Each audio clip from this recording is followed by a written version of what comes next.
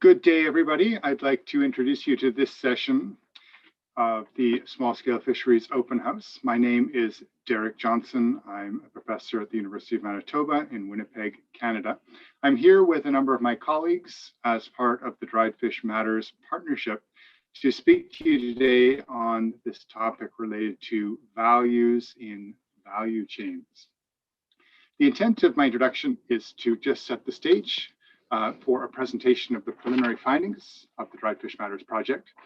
And just to say a little bit about the project itself, it's a project funded by the Social Sciences and Humanities Research Council of Canada under their Partnership Grants program, which is a program designed to support networks of scholars, practitioners, policymakers to address various pressing issues. And so the project is aimed to then build partnerships, build collaborations, stimulate research, and engage in knowledge sharing about these key issues. So on the topic of the values of dried fish, which is the focus of the workshop today, I want to start by saying that dried fish are an unjustifiably neglected area of work in the broader area of fisheries. Nonetheless, they are a food product that has really fundamental value to them, fundamental importance to them. And so in this presentation, we want to make a counter argument for why dried fish are something that is valuable and needs to be considered by the broader research, policy, public communities. So despite this neglect, there are a number of key issues right up front that I want to raise about dried fish. So first of all, they're a product which is highly portable, it's long lasting. So unlike fresh fish, that makes it accessible to communities all up and down long spread value chains. So this means that dried fish are then accessible to particularly poor populations in remote, rural, mountainous areas, indeed, people who are often a long way from the coast. And dried fish, therefore, become critical to nutrition security in many parts of the world, but we're going to focus on South and Southeast Asia, which is the focus areas of this project. And these very real material benefits that dried fish bring to poor populations in the area of nutrition also have to be put side by side with the great cultural and economic importance of dried fish. These are foodstuffs which have deep historical roots and are embedded in local cuisines in South and Southeast Asia in interesting and varied ways. So the Dried Fish Matters project then is in its effort to strengthen the argument for why dried fish are important globally and in South and Southeast Asia. It really has this idea of values up front and center. So what is crucial to indicate, though, for the Dried Fish Matters project and about dried fish more generally is that the values of dried fish should not be limited to simply their economic benefits, but should be seen in a broader context. And so I had mentioned the sociocultural values of dried fish just a minute ago. This project then intends to expand the notion of value around dried fish to include the multidimensional ways in which dried fish are valuable for populations along whole value chains. So from production on the fishing side all the way to consumption of the people who actually integrate dried fish into the dishes that they put on their dinner tables. So the Dried Fish Matters project then intends to address this multidimensionality of values in four main ways. So the project has four main components. First, it seeks to map dried fish value chains across South and Southeast Asia. So through a variety of methods to, in fact, make the first ever comprehensive set of geographically organized understandings of how dried fish moves around value chains in the region. It will couple that large-scale understanding with a whole range of more focused, primarily qualitative studies of the ways in which dried fish are used, engaged with, appreciated. And then it will also do a third component, which is looking at the food and nutrition contribution that dried fish make in South and Southeast Asia. And that will include technical studies, laboratory-based studies that analyze the nutritional properties of dried fish, and also pay attention to some of what we might call the disvalues of dried fish. And so we know, for example, in many parts of South and Southeast Asia, there are a number of chemical additives which are applied in the processing of dried fish that can have often negative health consequences. And then the fourth component of the project is to address the development and policy questions that arise from the research in the first three components and develop a number of innovative policy and development recommendations for addressing some of the challenges of dried fish, while also making this broader argument about heightening the argument for the importance of their value. Just a couple of words about what we mean by dried fish. So, many of you probably think about dried fish in the sense of the top three images in this slide. These are fish which are sun-dried, often with the application of salt, and then can be stored, as you see on the top left in this picture from Sri Lanka, in a basket at room temperature without a problem. And so that's really key to our definition of dried fish. Dried fish to us are any fish product that can be stored without sophisticated packaging at room temperature. But that also extends us out to include a series of products, which you see at the bottom of the screen, which are actually not dried per se, but moist or wet. So we include fermented fish and fish sauce in our definition of dried fish as well, and also pickled fish, as long as those products can be stored without sophisticated packaging at room temperature. The geographical scope of the project includes 6 countries. These are the 6 original focus countries of the project: Sri Lanka, India, Bangladesh, Myanmar, Cambodia, and Thailand. Since the project began in 2018, we have extended out to include the Philippines as well, and likely we'll also be engaging with studies in Indonesia. So it includes, it's a 7-year-long project and with 6+ countries. There are, in terms of participants, more than 21 partner organizations in the project, more than 50 collaborators, 5 allied projects, and 30 students from undergraduate all the way to postdoctoral level engaged in the project. So in terms of the session format today, we have 3 main sections after this short presentation by myself. The first section will be a 20-minute visual documentation of the diversity of different ways in which people engage with dried fish in South and Southeast Asia. And as you will see, there are a set of underlying values which flow through this presentation. So this visual presentation is intending to convey, to evoke the diverse values that exist within the use of dried fish in this region. Then we'll move into a panel discussion moderated by Ben Belton. And you can see the members of the panel on the table that I have on this slide. And you see that they cover a range of different geographical areas that constitute the project, Dried Fish Matters. And then we'll open things up at the end of the session for a question and answer session with you. And in order to facilitate that question and answer session, kindly submit observations and questions that you might have in the chat box throughout the panel at any time. And we will take note of those and we'll integrate them into our discussion at the end. Okay, so that's all I have to say for now. And thanks very much for joining. And next up will be the visual presentation.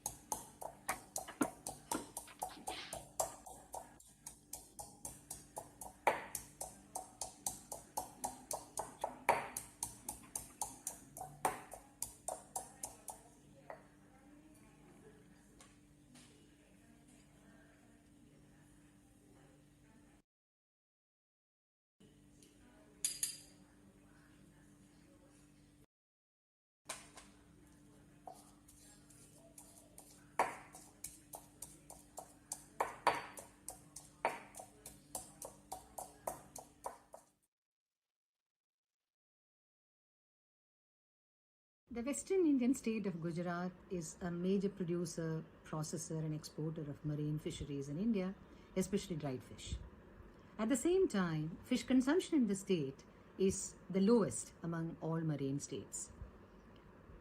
The state accounts for about 89% of all unsalted and about 69% of salted smoked dried fish produced in India. Through the Dried Fish Matters project, we intend to bring to policy focus the social and economic significance of the dried fish sector by highlighting the production and labor relations, especially of women and migrant workers, market challenges arising from the industrialized fish processing units, processing quality related issues, and above all, the impact of the industry and infrastructure centric development paradigm the state of Gujarat has been pursuing vigorously over these years.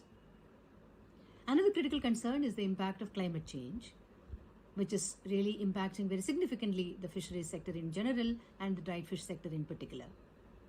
As I speak now, a major fish drying cluster in Gujarat is trying to cope with the complete destruction of its livelihoods when Topte, the deadly cyclone, struck the state last week. This cluster is famous for harvesting and drying Bombay duck, the famed fish of the western coast, not only a food delicacy, but a metaphor for cultural identity too. And the cluster is in complete ruins now. The fishers and thousands of workers and businesses that depend on, Bombay duck need substantial support from the state and other agencies to rebuild their lives and livelihoods. It's hence our immediate goal to contribute to the ongoing efforts to help the fisher communities to regain what they have lost in the strike of the cyclone.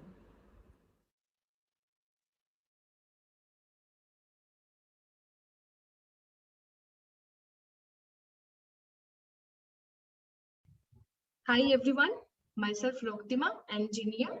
Together we will be taking you to a brief presentation on dried fish research in West Bengal. Why dried fish matters in coastal West Bengal? Fish and dried fish as an emblem of historical and cultural integrity. Fish forms one of the major diets for Bengalis, and it is also considered holy in various religious practices and ceremony. Also, it bears the signature of cultural togetherness of United Bengal. Dried fish as a security to food and nutrition. It is a source of low-cost dietary proteins for both the coastal inhabitants as well as the persons living in the hilly areas. Dried fish as a means of subsistence.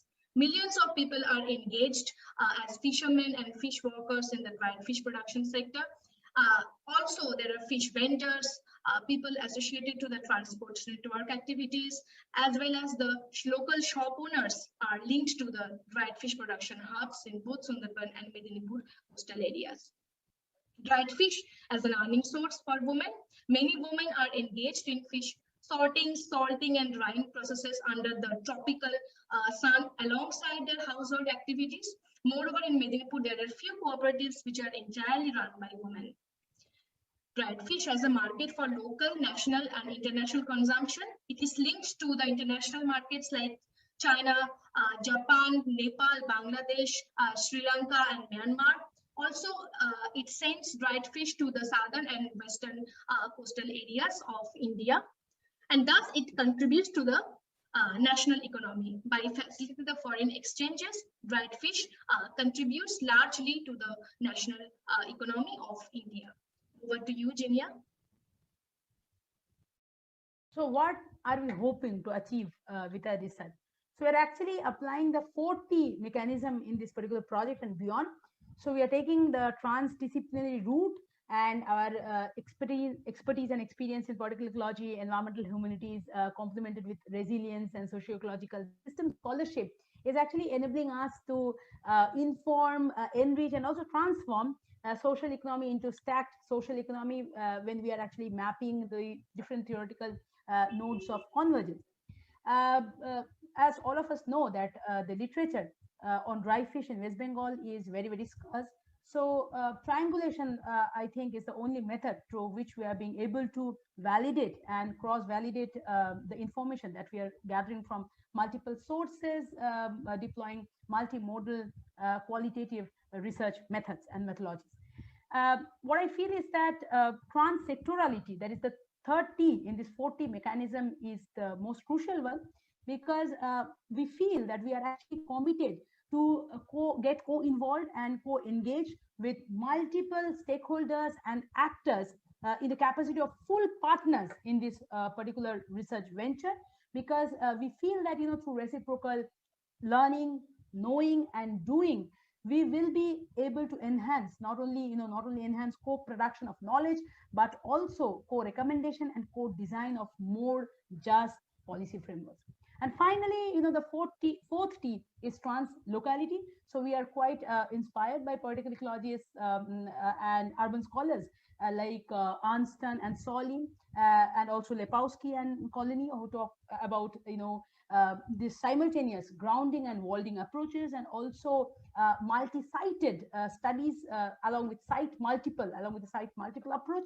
So where the researchers not only kind of study a particular phenomena in multiple sites, but they also trace a particular phenomena which exists in the different places and are enacted through practices that are like scattered, diffused, often unevenly across space. So what we feel is that translocality is a very significant and a strong enabler, so far as this West Bengal dried fish research is involved, because it is giving us the opportunity to link and dealing commonalities and differences in other research sites within the larger rubric and context of global socio-ecological drivers and dynamics of change and their local repercussions. Thank you.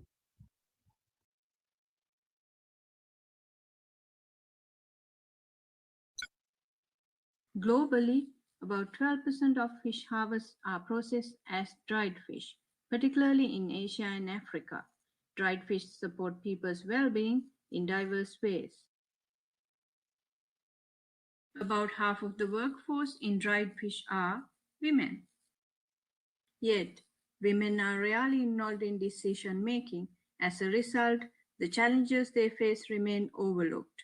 My research asks the question, how women's participation in decision-making can be improved towards supporting well-being. I will develop case studies based on coastal communities in Sri Lanka. Findings of my research will help us better understand the challenges that undermine the well-being of women. Find out ways to include them in decision-making, and inform fisheries policies towards improving gender equity.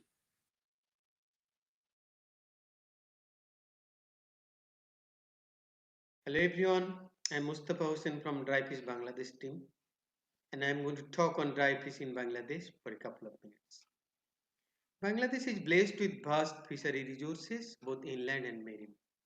From the perspective of natural gift, fishery resources have long been playing an important role in the food, nutrition, culture, and lifestyle of Bangladeshi people. Sun-drying of fish has been an age-old practice in Bangladesh.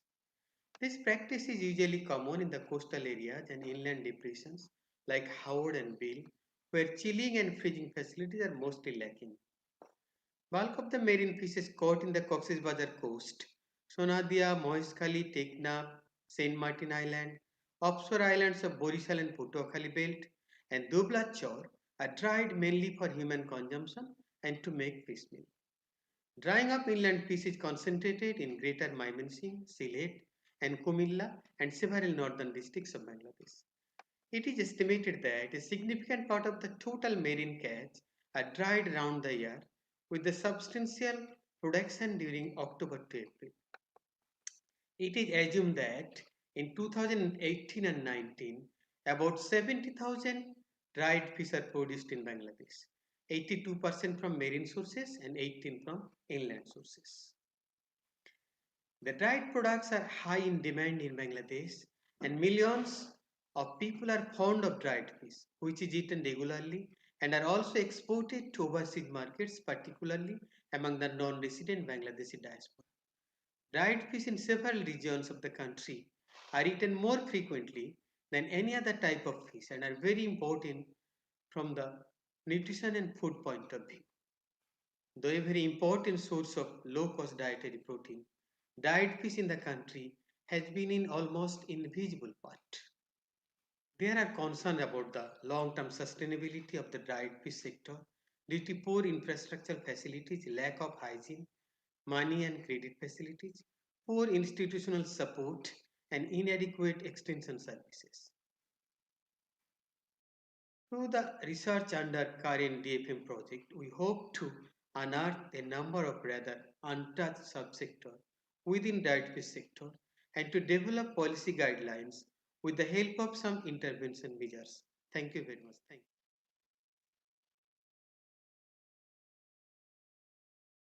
The Dried Fish Matters project in Cambodia conducted its research in Cambodia in the years 2019 and 2020. As part of this research, we visited some of the main production sites in Cambodia. And as you can see in this picture, this is actually fish being dried on top of a floating house on the Great Lake of Tonle Sap. We could see many such drying activities or processing activities taking place on these floating villages.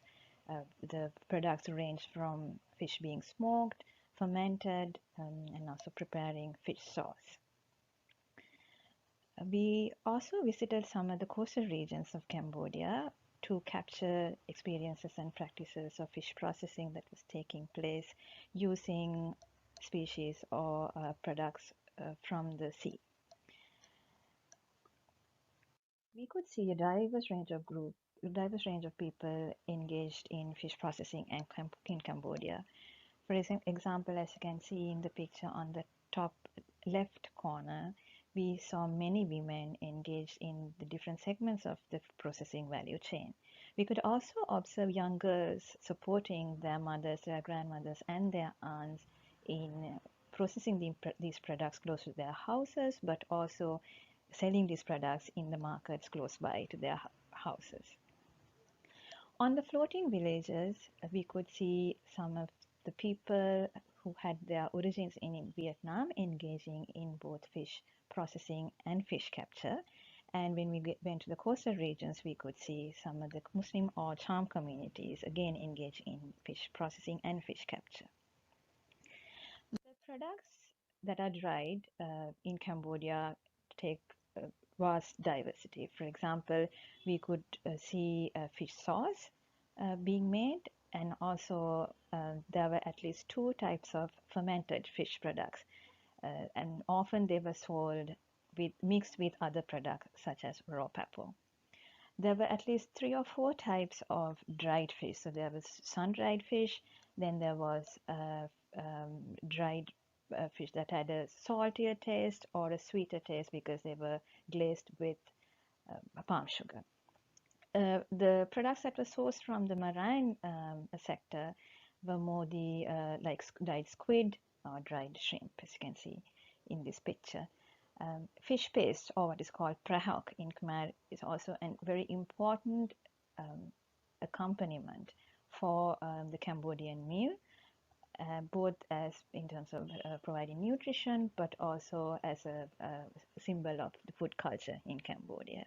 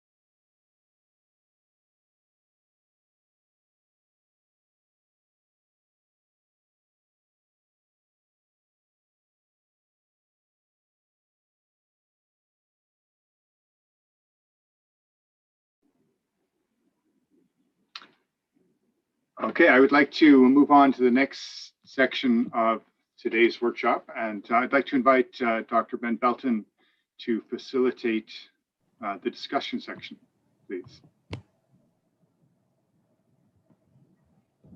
Thank you, Derek. And so that was a fascinating and diverse set of videos to kick off the session there, and I think a really nice introduction.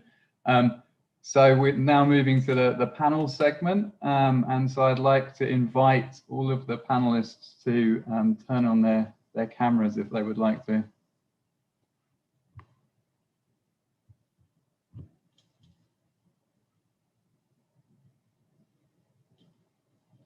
Okay, good evening, everyone. I'd like to start off with a question for Tara. Actually, two questions that are linked. So first of all, what are some of the different types of value that are associated with dried fish in your study area in Gujarat? And then do you find that different groups of people with different backgrounds value those dried fish in different ways?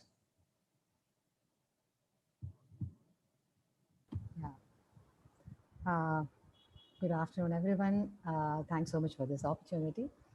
As I told you, Gujarat is a very, very distinct, different kind of a context to study fisheries per se, and definitely dried fish.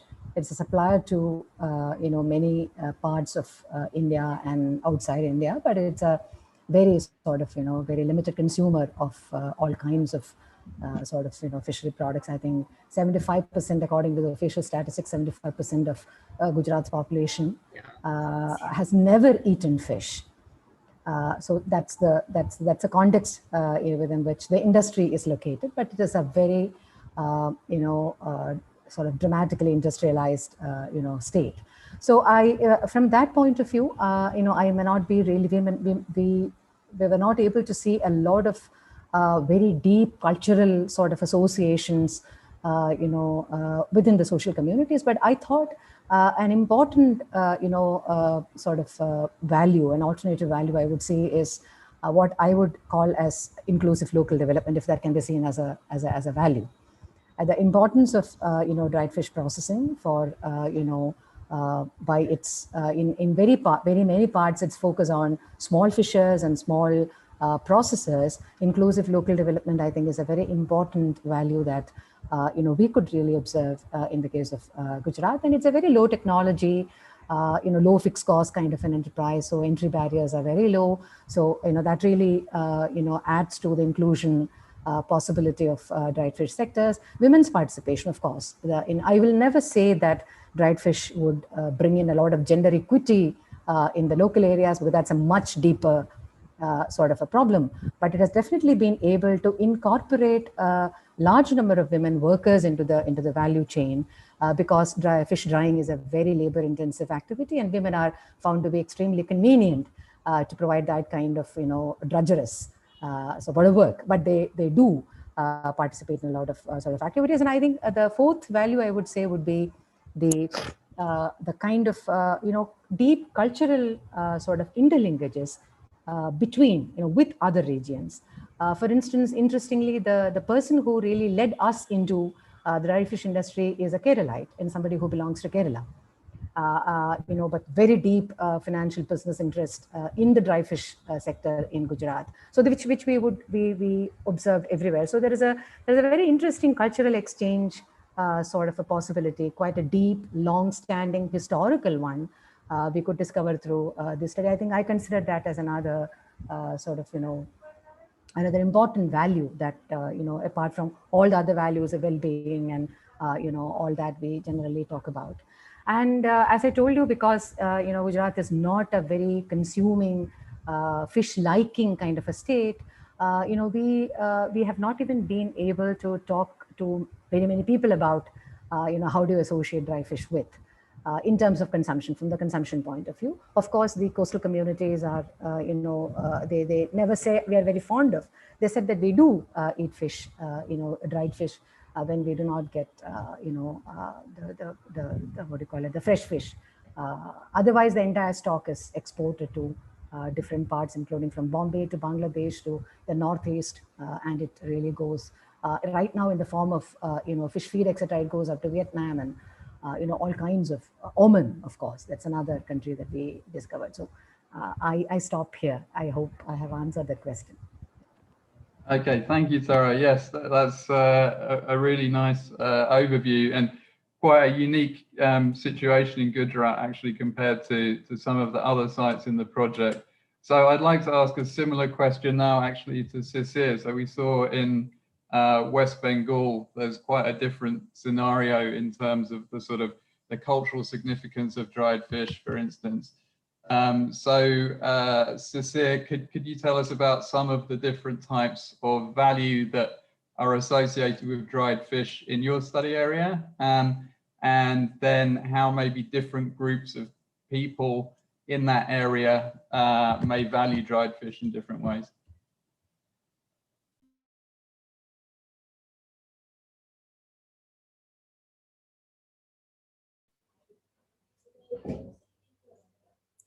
Hello. Hello. Hello. Please go ahead. Yeah. So because the electricity, the connection is literally unstable. Thanks, Ben. I think West Bengal and I'll mostly talk about the eastern part of Eastern Bay of Bengal, where West Bengal and Orissa here. So we look at in this, it is strongly culturally, socially, as well as economically, it is embedded in the whole system and the society. So as we have seen in the video, it's a part of its cuisine, delicacy, and people have many historical kind of a consumption relationship with the dried fish. At the same time, people look at dried fish systems here. When I walked in a village here, I saw look at dried fish system quite differently. They look at it as a coping. Because the fishing pattern and fishing type timing for the small scale fishers who do not go for a deep sea fishing, their ecological knowledge kind of, they call it Utia and Padia in our local language in West Bengal and Orissa, where they follow this lunar cycle for 5 days before this full moon day and after the full moon day, and similarly the other part of the month. So they catch a lot of fish, and during that time they see that during that, this gives an opportunity for them to really go for processing, heavy processing, and then they can really survive on that. So they look at a coping system. So we had very interestingly, we had a cyclone in West Coast. And the next week we had a cyclone in the East Coast. So after the cyclone, when I checked it, in the villages I'm working, I saw people have nothing. They have rice and dried fish. So look, people say we are only surviving because our agriculture is gone. Nothing is available. One cannot go and buy in a pandemic and nothing is done. So they're getting some rice from ration and they're eating with this dried fish. So it's a ready to eat kind of a food. It can be stored and people look at it as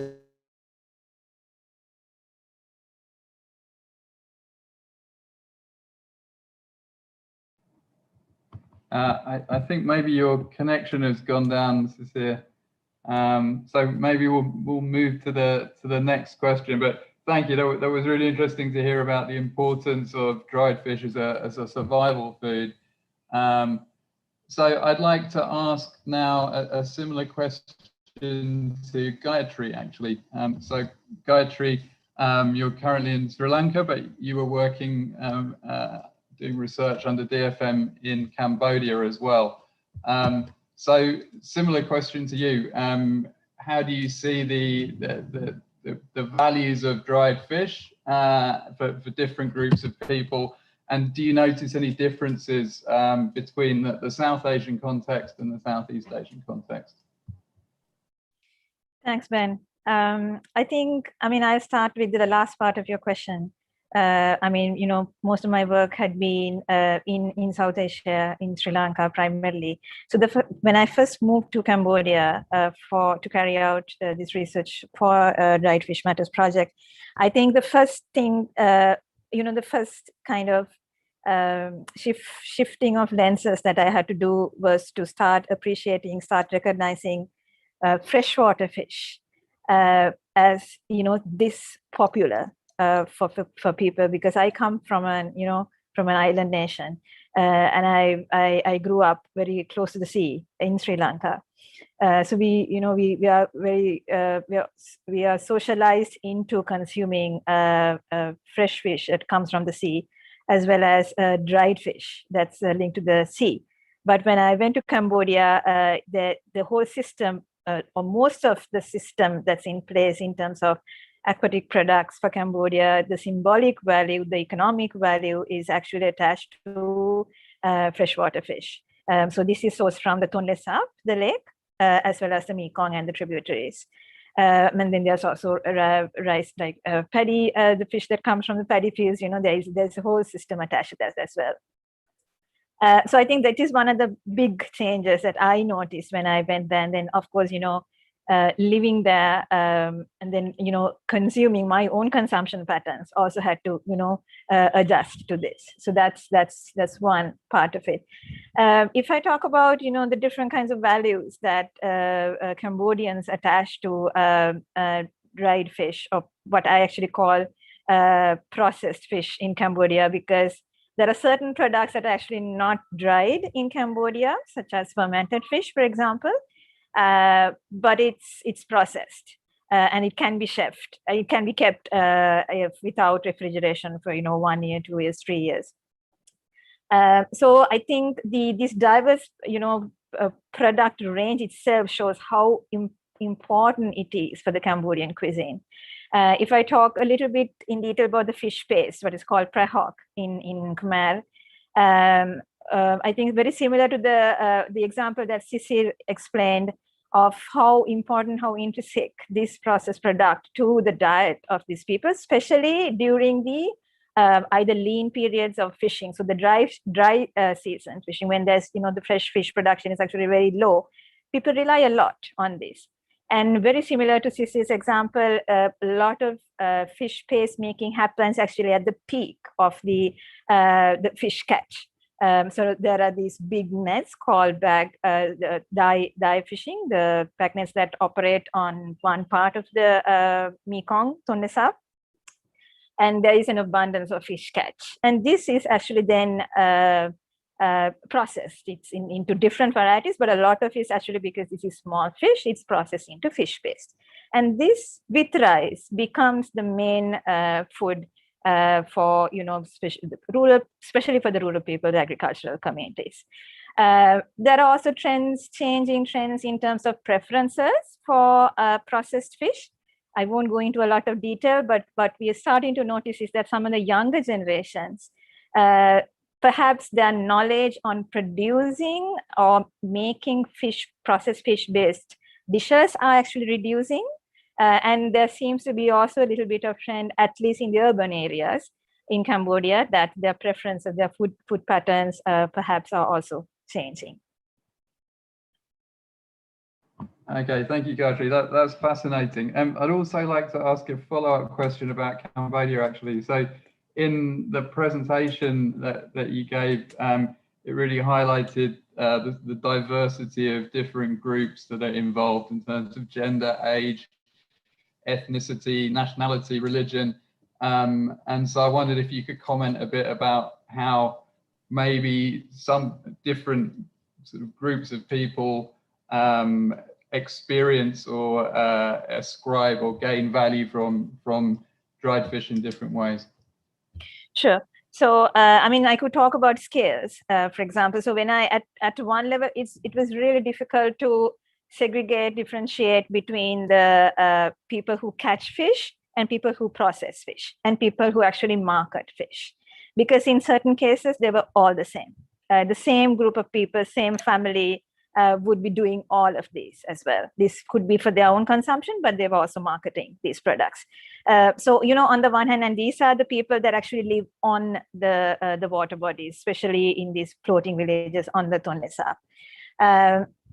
So there was this, but then when you go, you know, a little bit away from these main water bodies, then I think the consumption patterns change, because fresh fish was then becoming less available, and therefore dried off processed fish was becoming you know, more important in the diet.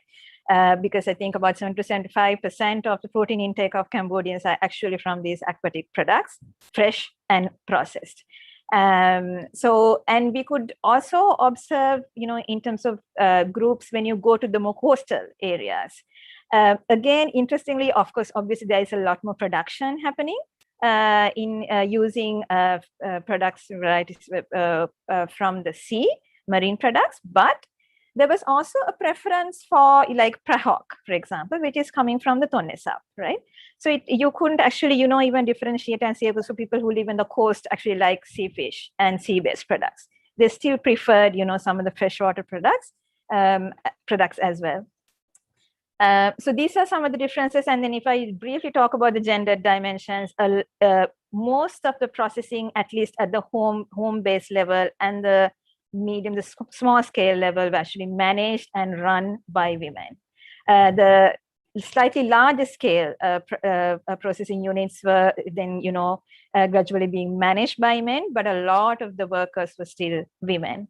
As Tara said, there were, you know, gender disparities in terms of wages and all that, but still we could see a very high presence of women at all ages, from very young girls to, you know, grandmothers involved in this process. Okay, thank you very much.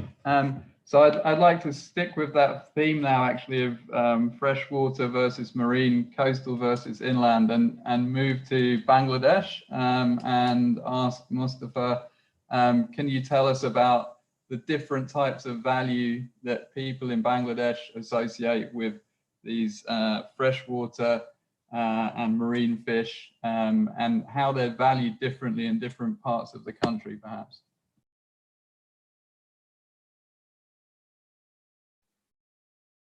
Thank you very much, Ben.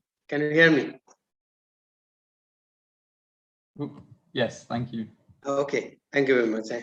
You know, in Bangladesh, the dry fish sector is really huge, and I don't know how many million people are involved with the wider value chain, from catching fish, bringing to the drying yard, and then processing.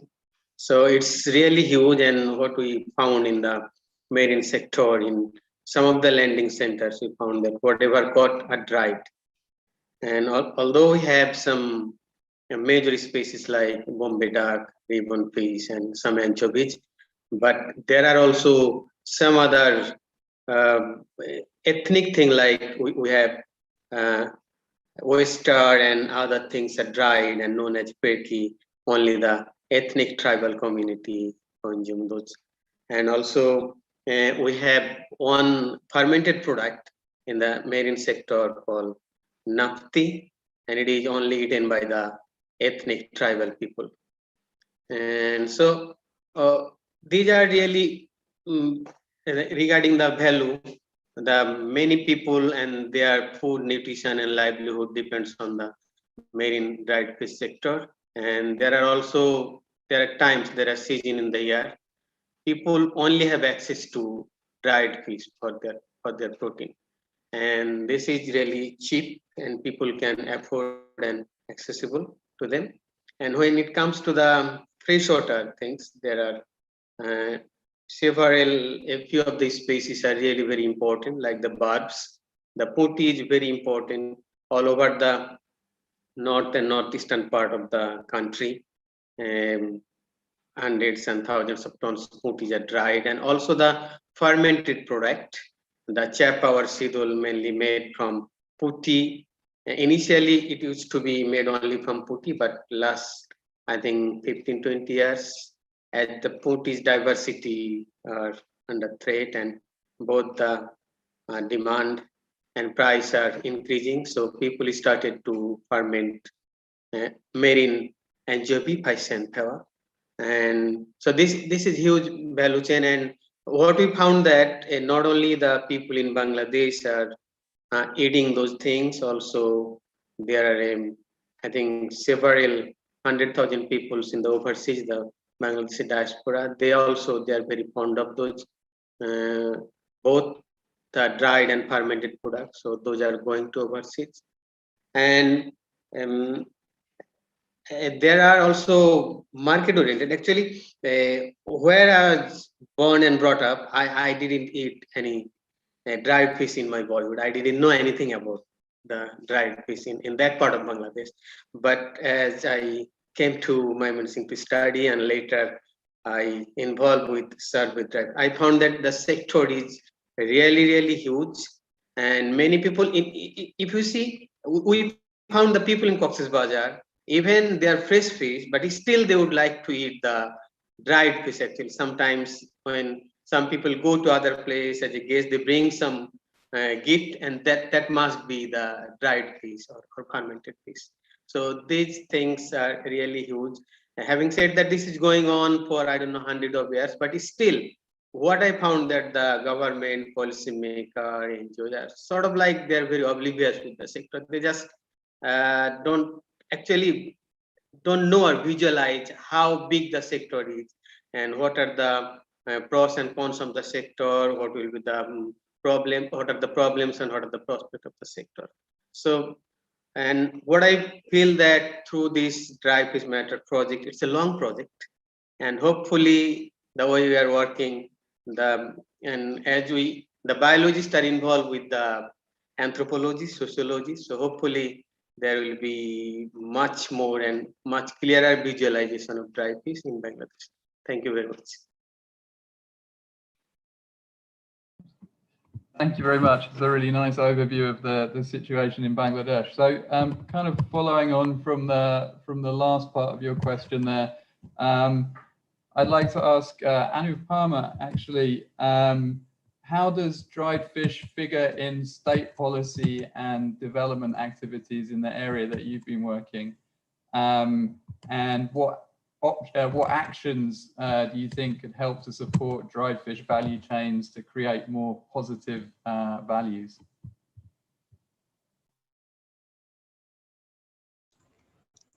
Yes, in Sri Lanka, actually no any national policies for related with the dried fish, but policy-oriented researchers, number of policy-oriented researchers can be available. So under different categories such as production, market channel, and market strategies, and nutrient and quality standard values, these types of things. So we can we should extract these information from these researchers, and we can develop national policy for this related with the dried fish industry. Yes, I think this is the way we can do this.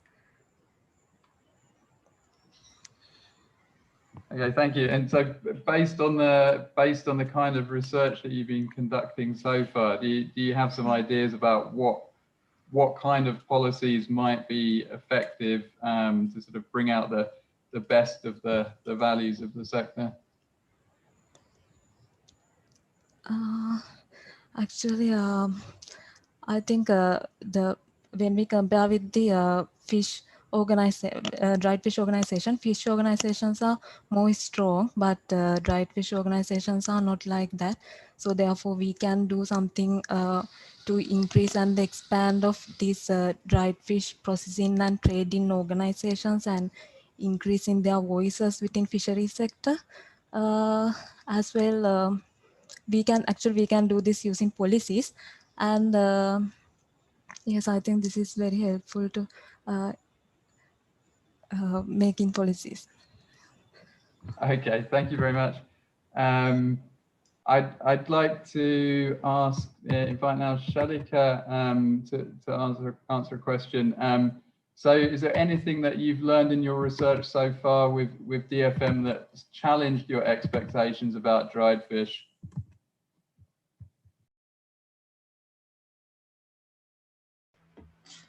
Yes, actually there is a lot of challenges for dried fish processors and traders in the Sri Lanka relating to the technology, labor utilization, market opportunities. There is no proper market opportunities. There are no proper labor utilization technique, and there is no proper dried fish association in Sri Lanka.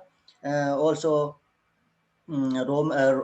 there is no good connection between the trader and processor, and there is no better raw material supply, and most of the dried fish production technique, value addition technique, all the things are comparatively very low standard.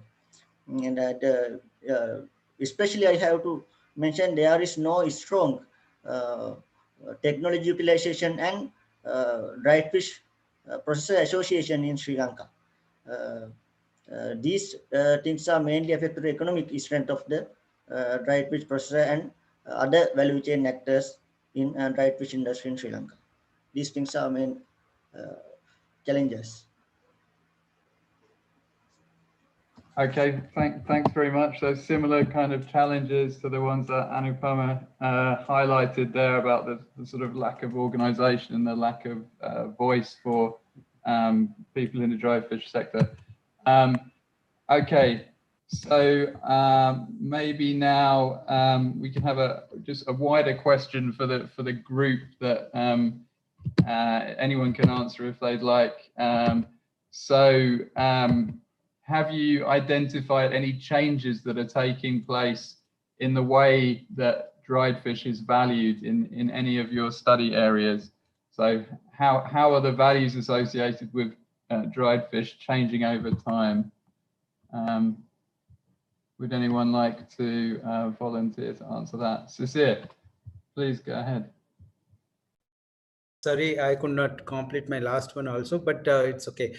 I think dried fish, this is a very interesting sector now with the changing kind of a BOM structure. So if we look at the whole fisheries sector and its influence in dry fish and the value associated to it by different stakeholders, though the small scale fishers associate values as they used to do it because it is emanating from their historical and cultural cultural identity issues. However, in the value chain, other actors are looking at it very differently now. If I say in the east coast of West Bengal and Odisha, I see there is a lot of policy impetus in culture fisheries, and there are place-based fisheries. Like this place is like very good for shrimp cultivation. So specific emphasis on species alters the whole management and kind of a catch dynamics into the systems, and that is creating lot more changes in the sea space itself and with the relationship with the fishing systems. And the issue is that now people are getting the same input for poultry feed, for fish meal, for many others. So BM structure is changing. In that sense, the whole dynamics within the fishing communities is changing. Earlier, people used to drive for food. All the fishers coming drive for food, and there is a psychological and social kind of attachment to this kind. Now there are segments within that, and now I see in the village I am working in, so there are few new kind of a system is emerging where one big people having big net, big boats, they're consolidating at that. Some are consolidating for fish feed, some are consolidating for fish meal, some are still going for particular food things. But the problem is that market dynamics is market system is not that organized in that way. So that people who are into this dried fish, sun drying and everything at times are losing out. So that's a major tension happening at the community level, and there is change happening in the fish chain. And in terms of value, I think with the kind of transportation, with the kind of competition within the sea space and the kind of auctioning systems and the trade systems are changing, now fish are getting also exchanged within this among the people. Like Orissa is giving a lot of fish to Bangladesh in terms of shrimp. We are getting a lot more hilsa and those kind of from Bangladesh from here. So dry and wet fish kind of a dynamics also changing. So there are a lot more change happening at that space, and there are also policy impetuses. Like Orissa is a space. You are aware that World Fish has worked that we are now bringing nutrition and dried fish together into a midday meal and kind of social protection programs. And there new actors like SSGs are coming up. So there is a traditional fisher communities and their association, and there is a government promoted SSG and those kind of networks coming in. Investment is coming in. So there are changes happening in that. So there are good, and therefore there are also there are kind of muddy waters at that level.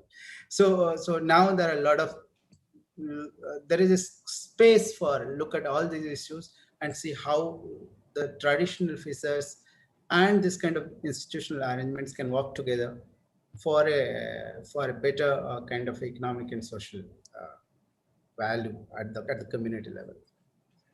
Okay, thanks very much, Sisir. So that's a really interesting pattern there with sort of the drive, the policy drive towards aquaculture sort of contributing to this competition for fishers' food and the changing dynamics associated with that. We're coming towards the end of the session, but I see Tara has a hand up. So if you'd like to give a quick comment, Tara, and then we will close the session. Yeah.